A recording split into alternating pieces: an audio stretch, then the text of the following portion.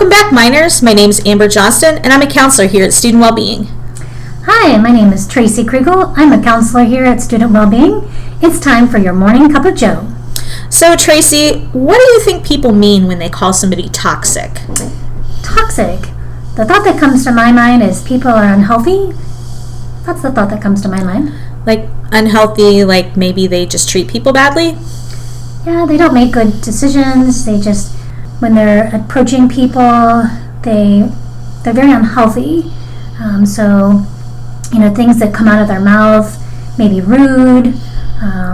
Right. So they don't make good decisions overall. So Things like you and I might say are nice to each other, but they may come off the cuff with things that wouldn't be so kind. So if you and I were having a conversation, they might be hateful. Right. They wouldn't be polite to you, or they might just ignore you. Mm-hmm. So in the office space, it might be ignoring, but in the classroom, it may be just lots of disrespect. Creating just a very unwelcoming space. So, I remember days where I used to be when I was in the dorm room, and I had people who created a very toxic space. Just my roommates. Right. It was hard, going back to the dorm room. So, it's hard when you're around toxic people. Right. And they just seem to make the space very uncomfortable. It makes it uncomfortable to be around them. Yes. It makes it feel like when we are around them, like they're trying to constantly get something out of us or trying to use us for their own devices. Yeah. So there's a lot in pop culture about what toxic is, and most frequently what I'm seeing a lot of right now referenced in YouTube videos and on TikTok and stuff is references to what they are calling in pop culture the dark triad. Have you heard any references to that?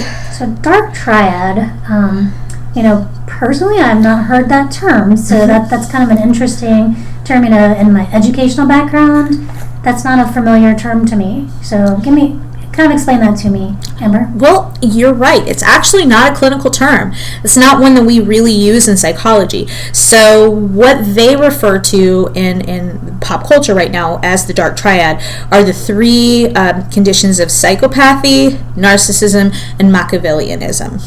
So psychopathy is somebody that would have a low emotional response and low levels of empathy. So there's somebody that really just doesn't feel for other people or have any kind of kindness towards others. They show really blunted emotional states. This would be like Christian Bale in American Psycho. Have you seen American Psycho? Been a while, but yeah. Yeah. They're very callous. It's not an actual psychology diagnosis, kind of like we talked about before. But it most represents what in psychology, like in the DSM-5, would refer to as the antisocial personality disorder. And generally it's thought to be the darkest of the dark triad, and it can be very violent, but generally the violence is more planned. So we hear a lot colloquially about psychopaths, right? Gotcha, yeah. But most people don't know that's not actually a clinical diagnosis. Right. And then the second one is narcissism. And I hear this term thrown around a lot. So like psychopathy, it has very low levels of empathy, so they don't show a whole lot of kindness towards others. And it has a very high emotional response. They get very angry, very violent, very quickly. And violence is more spontaneous when their plans are thwarted, whereas a psychopath would have more planned violence. So this is more spontaneous, more just violent reaction. They're manipulative for their own ends, and they're generally very charismatic and well-liked. They want to be the center of attention. And a lot of times they'll be well-dressed, physically attractive. Usually narcissists exist without other people really realizing that they are. It's only the people who are closest to them really realize that they would be narcissists. And again, this is most represented by the DSM-5 diagnosis of narcissistic personality disorder. So then the last one that it talks about is Machiavellianism. And this is somebody who's scheming and manipulative, very cold and cynical, and they lack any true emotional connection. So they're unable to really connect with people. And like narcissists, they're very charming. Unlike narcissists, they don't want to be the center of attention. They're very much like behind-the-scenes puppet masters, and they don't really want to draw attention to the fact that they're really the ones who are controlling things. And this is not a DSM-5 diagnosis, but it's generally accepted that individuals with borderline personality disorder can show these kind of traits. So, again, none of these are technically DSM-5 diagnoses, but they can correspond to certain personality disorders that are in the DSM-5. It's interesting. It's good to know. So, even though the internet tells us, the dark triad, it's good to know that the information and what you're sharing with us is, information that can help us, have the information that people, do display some of these actual, characteristics so that we can, help people to understand that, there's things that can help people. Mm-hmm. Yeah. Well, now we've kind of gone over the basics and kind of reviewed what they're calling the dark triad. Let's look at characters in the popular TV show The Walking Dead. Ooh. That fit these types. Walking Dead. That was a good show. Yes. Yeah. And it just recently ended at the time that we're recording this. That's so sad. I love The Walking Dead. It is a fantastic show. So the first one I want to talk about is Lance Hornsby.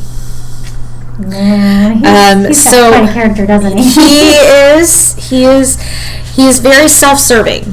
He's very cold. He's very calculated, and he's very manipulative of people. He just he's well dressed. He's personable. Like, we first meet him, and he's making this commercial for the Commonwealth, and he's just got this almost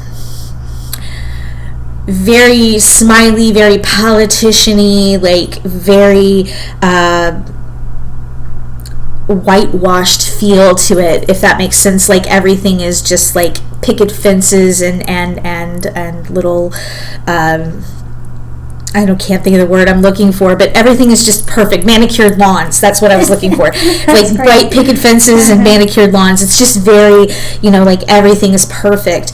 And so, but when we meet him, the first thing that I noticed when I saw him, and I don't know about you, but his eyes are just dead. Mm. Like, his smile just doesn't reach his eyes, and it just gives you this creepy feeling. Mm-hmm. Yeah. Like, and then he definitely has, and that's excellent acting on the actor who plays him. Like, yeah, absolutely. He connected with the part that he had. So I can imagine, like, when he first read the script, it probably had to be hard for him to, pull that trait out for him. So right, yeah.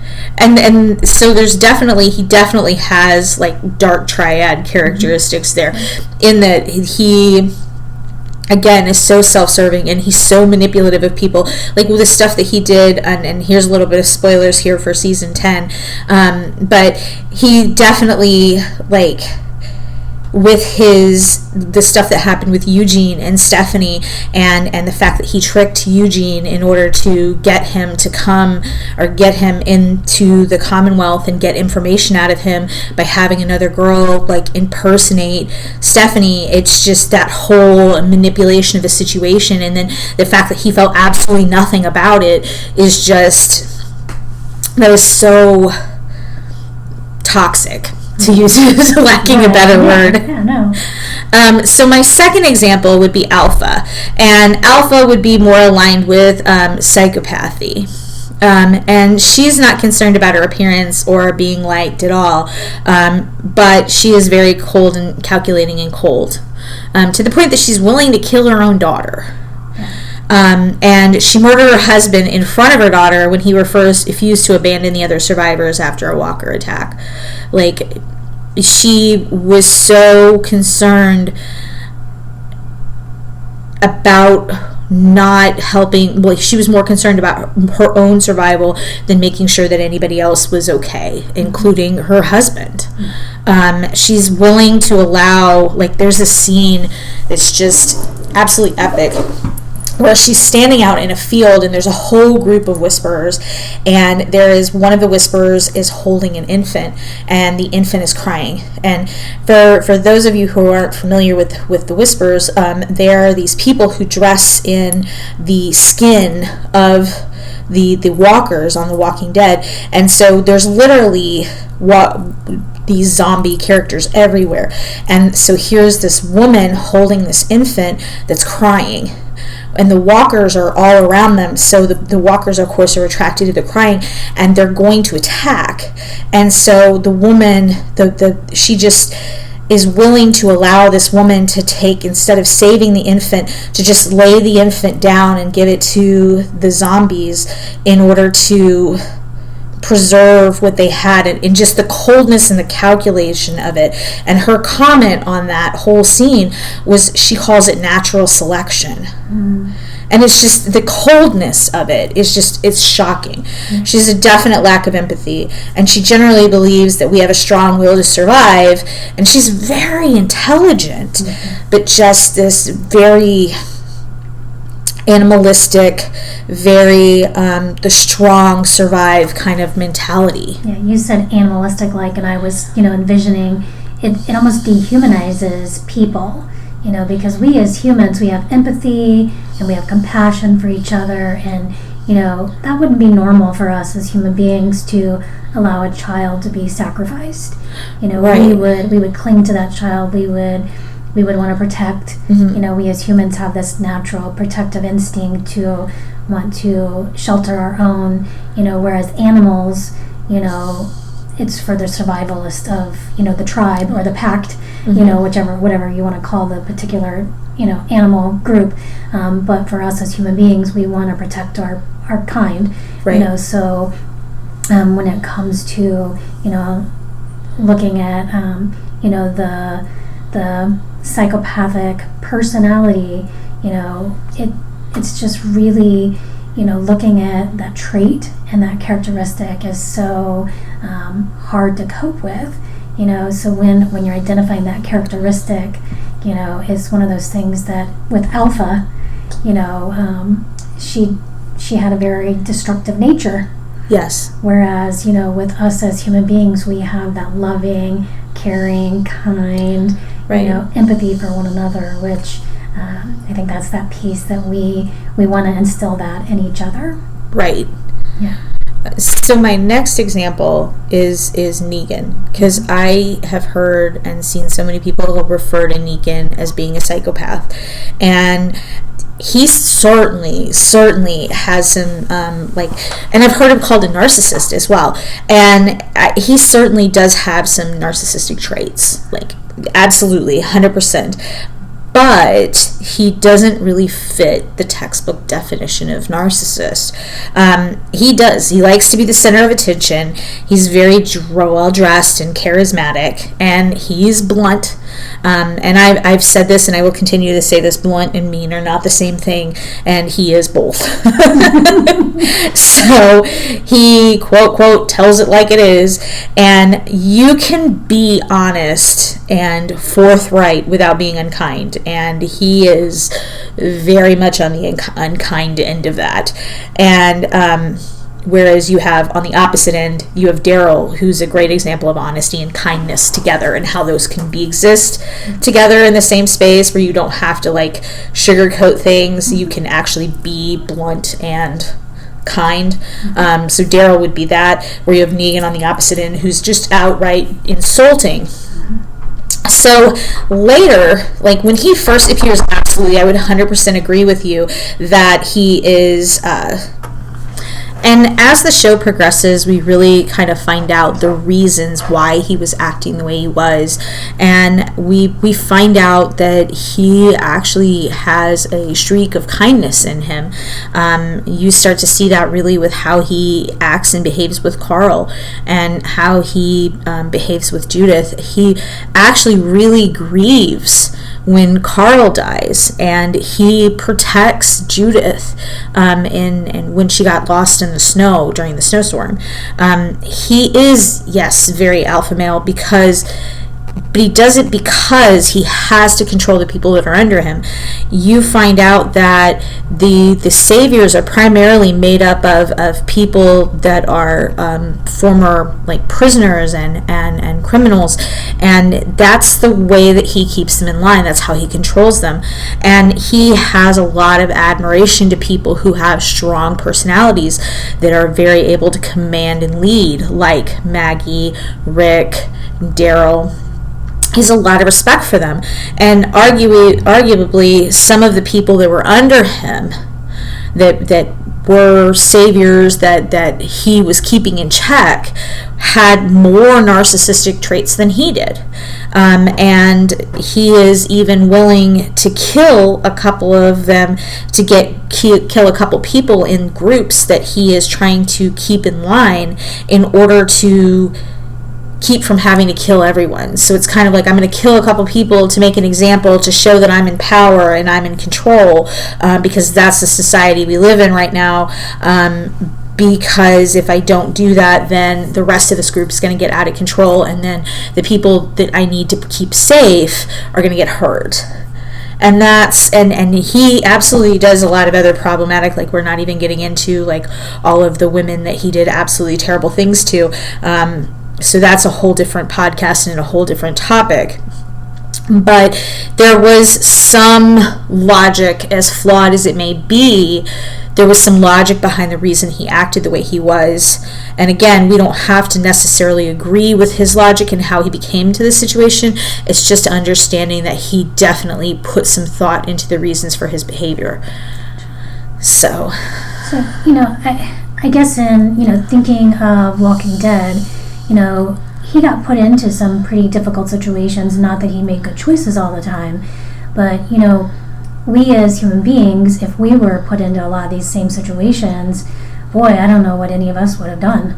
Right. I guess you and I were talking earlier, what was he? He was a baseball coach? He was a coach. He was a coach. I think he was baseball. He was a coach, so some of his personality, he was a leader at one point in time. So, I think that goes to talk about all of us as human beings. We can be leaders, and we have to look at what traits and what characteristics we take on in our leadership roles.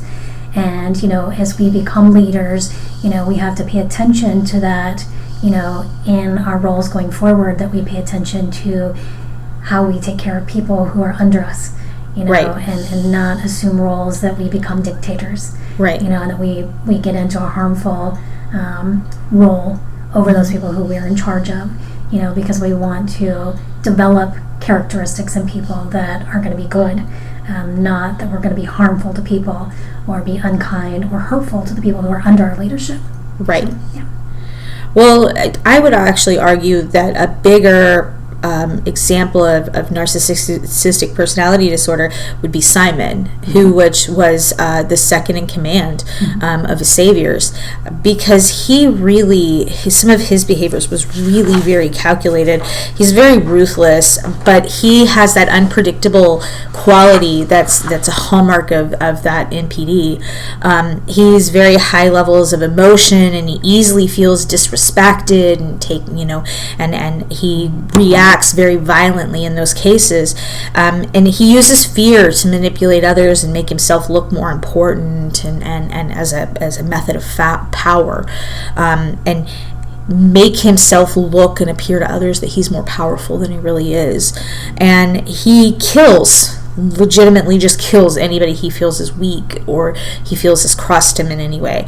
And he's willing to, whereas Negan wants to kill like a person or two out of a group in order to save the group at large, to keep from having to kill the entire group, Simon's more than willing to just wipe out an entire group because they've crossed him.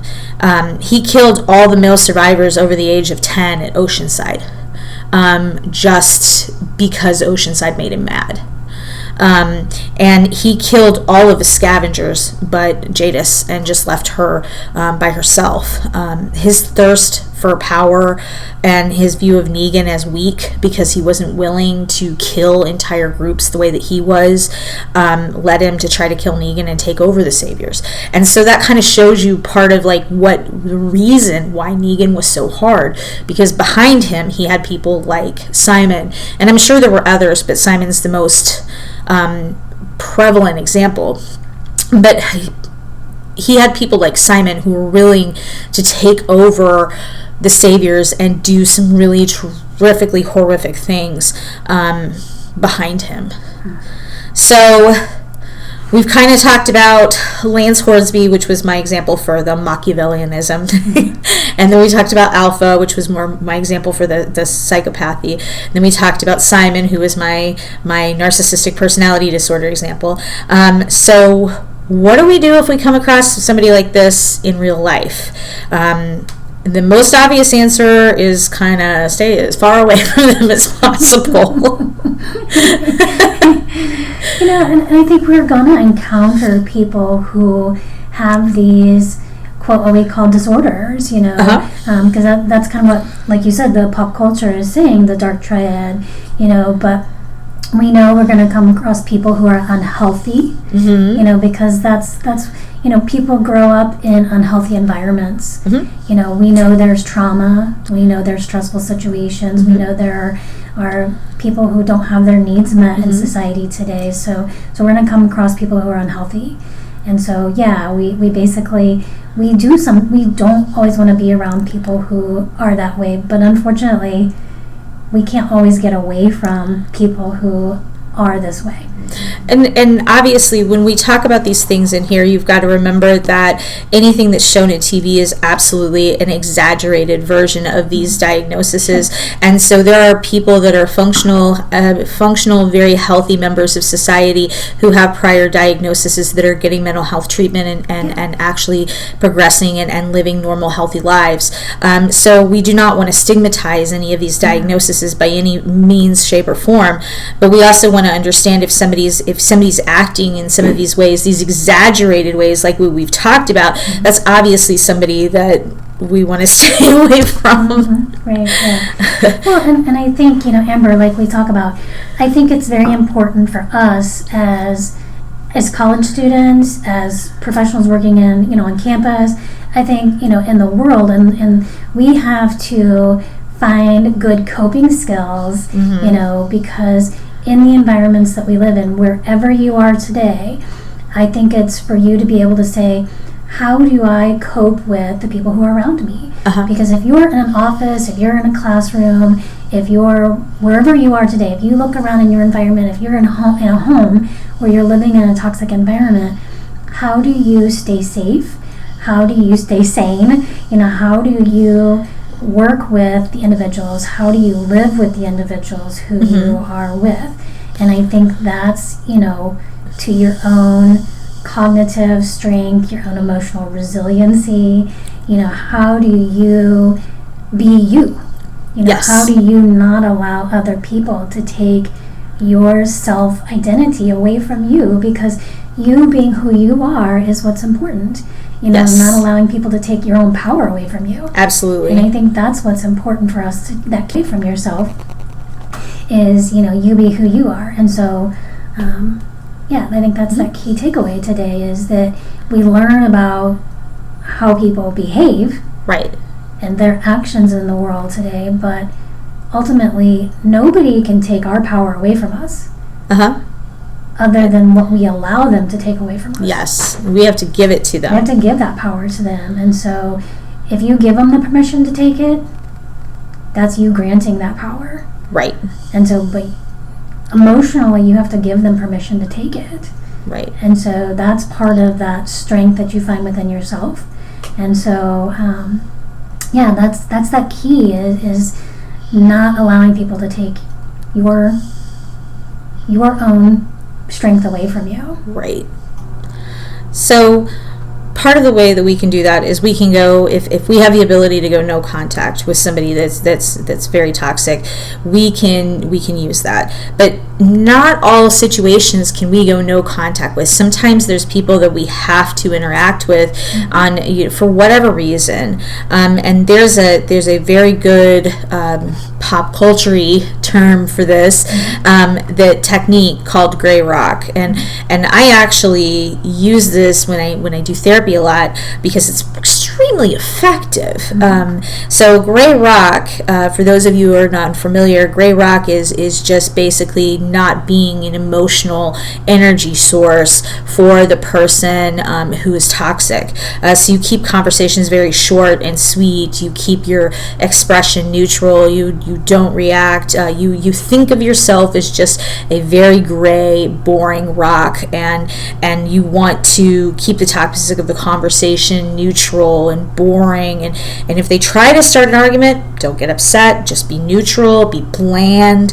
Change the subject. Don't engage, or just plain agree with them and go on. Sometimes just telling them what they want to hear, if it's not something that's going to obligate you to something and put you in a bad situation, just agreeing with them. Yeah, that sounds great.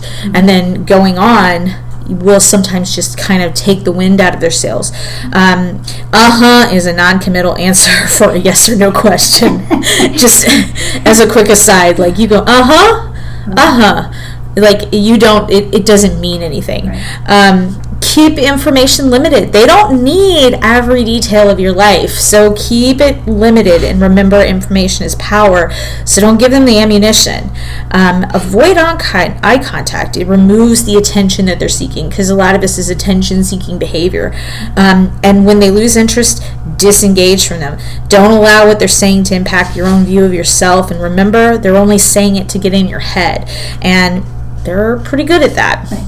I always find it interesting how people feel obligated to return a text message when the text message starts getting escalated. Right.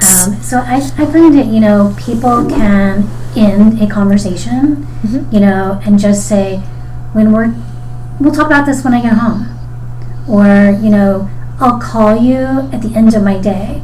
Because I see people who will start a texting conversation about an argument midday when somebody's at work, or when they're in class, or it's at a most inopportune time, and people feel obligated to return that text message. Right. It's a power control. It's a power control. It is part of control.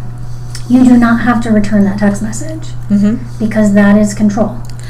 And absolutely, and I tell people, like, you have the power that if you feel like this person, you need to place them on read, place them on read. Okay. And then all you have to do is, like, if you feel like I want to maintain control of this person, you pick a time and date. Okay, on Sunday afternoons, I'm in a good emotional headspace. I can go back and read all those messages for the week.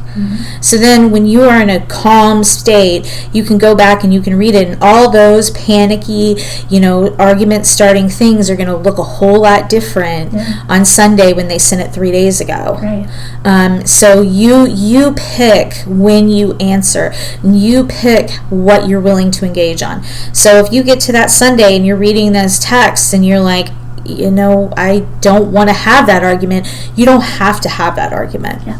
Or don't send. A lot of people will type, text, and then you send, and then you go, oh my God, why did I send that?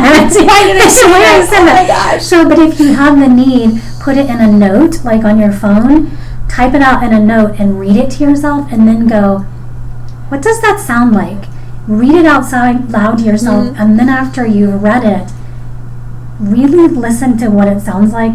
Then you don't have to worry about sending it because you've got it in a note, and then wait on it, take a couple hours, and then if it's really worth sending, then send it. You can copy it and paste it.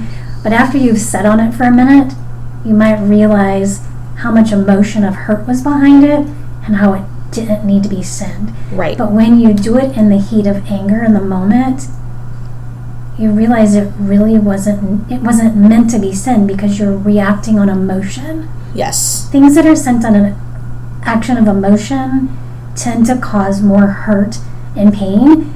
And I know Apple phones have not yet made the reset to where you can pull it back yet. Haven't released that yet.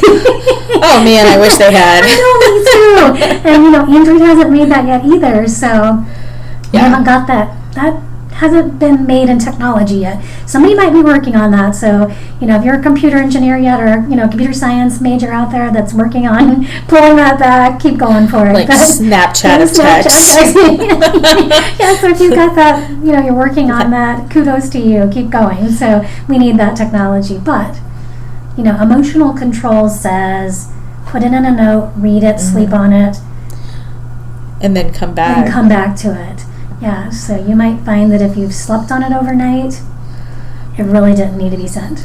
Well, and you've got to remember part of the reason why they say these things and they make inflammatory statements, they get us that worked up, is because they're looking to make that emotional reaction, because that emotional reaction gives them the power over the situation and takes it away from you. Exactly. So that's what they want. They want you to have that knee-jerk reaction. They want you to type out, to speed type out that really emotional text where you say things that you didn't mean. Because again, information is power, and we often disclose things we shouldn't disclose when we say that, or tip our hand in some way. And that's what they're actually looking for, is they're looking for that control over the situation. So when we step back and we sleep on it, or we give ourselves that space to make to think about it, we're taking our power back. Mm-hmm. Yeah. And that's what we want. We want our students to have that ability to be in control. We want professionals to be in control. We want our leaders. We want everybody who's listening to this podcast. We want you to feel like you're in emotional control. We don't want you living in a toxic environment. We don't want, just like we talked about at the very beginning, the dark triad. We don't want people to feel like other people are in control of them, Right. Because it can be toxic. And it's scary. It's scary to think that somebody who's narcissistic, is dictating control over you, and somebody who is scheming and manipulative, is ruling your daily living, Right. And so we want you to be able to say, hey, I'm in charge of me. Right. And if at all you feel like you're being stalked, or you feel like you've set boundaries with somebody and they're continuing to not listen to your boundaries, or you're afraid for your safety, or you feel like this other person is harassing you in any way, please contact the campus police or the Title IX office and file something to keep yourself safe. Like, ultimately, that's the most important. You do have those resources there. You do have campus resources to reach out to for help. Absolutely. So, well, thank you. You guys have a wonderful day, and we will see you next time. Yep. Take care. For more information about mental health and wellness, contact Student Wellbeing at 204 Norwood Hall. And you can also give us a call at 573-341-4211. The song Happy Days is brought to us by music from www.free-stock-music.com. You can also add and follow us on Instagram, Twitter, and Facebook using our handle @S&T Wellbeing.